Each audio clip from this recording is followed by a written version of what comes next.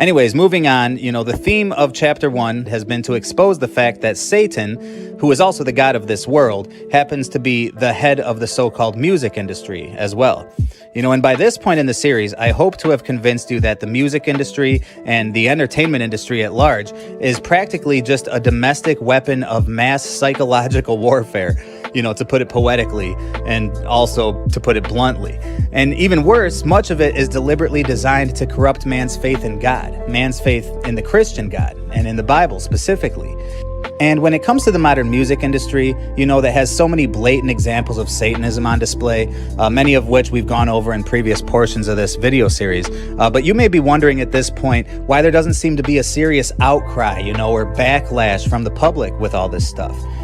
Because to a sensible person, it does seem baffling to consider that such an outright demonic source of influence could be praised and celebrated in the streets, let alone promoted to children or even target marketed to the youth demographic specifically. Yet that's the reality of what's going on around us, and everybody knows that it's true, but there doesn't seem to be any pushback about it. And so you might be wondering, where's the public outcry? But did you know that there was a time when Christians and good parents in America actually attempted to confront and to stand up to the growing influence of Satanism in our culture? Between the 1980s and 90s, there were a few national events which drew public attention to the reality and to the prominence of satanic cults in high places. There was a really popular book at that time called Michelle Remembers, which chronicled the details of a woman's psychiatric sessions while she was undergoing a controversial practice that's known as recovered memory therapy. During these sessions, Michelle unearthed a terrifying well of memories. She suddenly recalled the gruesome details of satanic rituals that she was forced to attend throughout her childhood. Her memories included being present to human sacrifices and abortions and sexual and physical abuse against her and others, as well as the desecration of corpses, and that's just to name a few.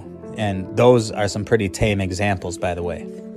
Though the book had many critics, it was a bestseller, and it sparked an avalanche of similar allegations being made by people everywhere, all that had corroborating claims of their own experiences at the hands of these cults. The technical term for this type of crime is SRA, or satanic ritual abuse. It's a real phenomenon by which law enforcement has been well aware for a long time. But before this time, people had no idea of its prevalence, and the world was shocked by the volume of allegations being made against ritual abuse by people everywhere. What was most surprising to the general public was that a lot of these occurrences seemed to be most prominent in high-class and affluent communities. But of course, ever since Epstein didn't kill himself, this statistic makes a lot more sense to everybody. And then there was the McMartin preschool nightmare, or as it's referred to these days, the McMartin preschool trial.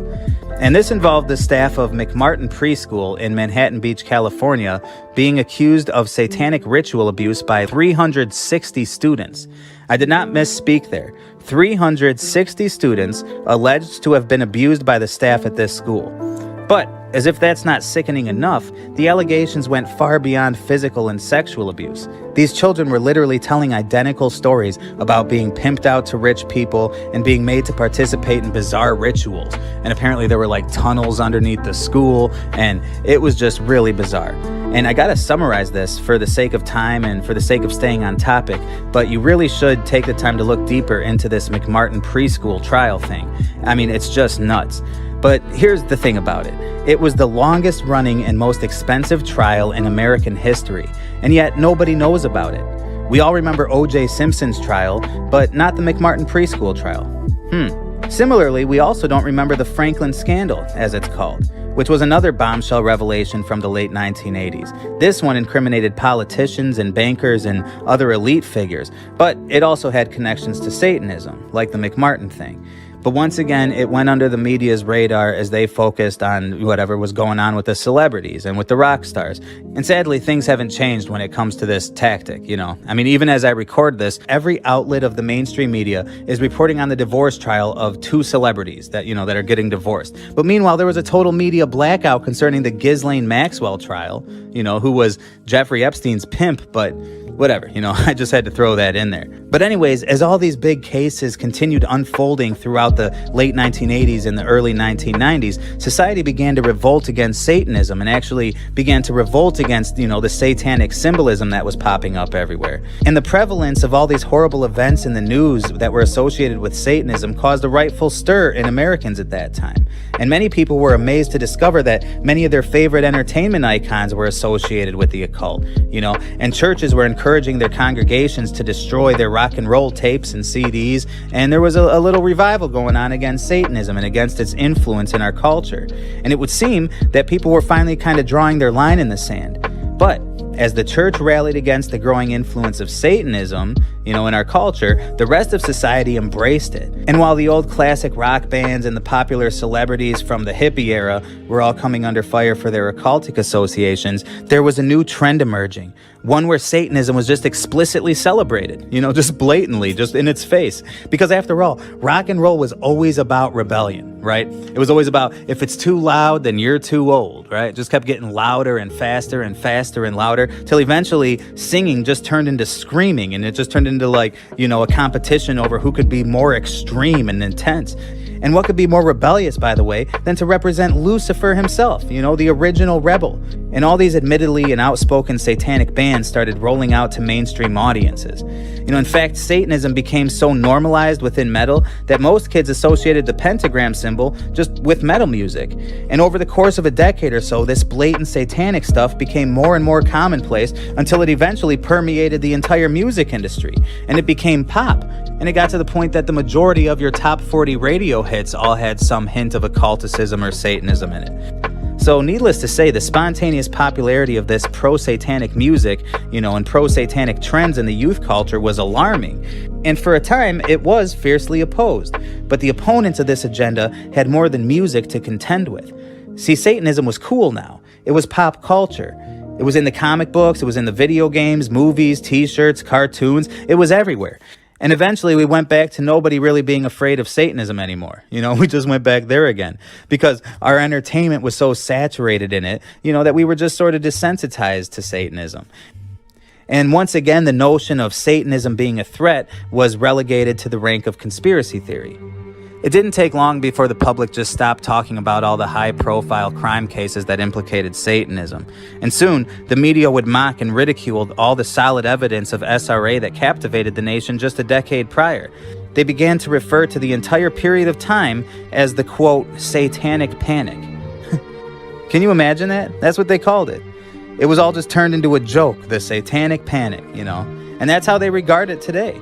That's how the world refers to a Christian revival against evil, the satanic panic.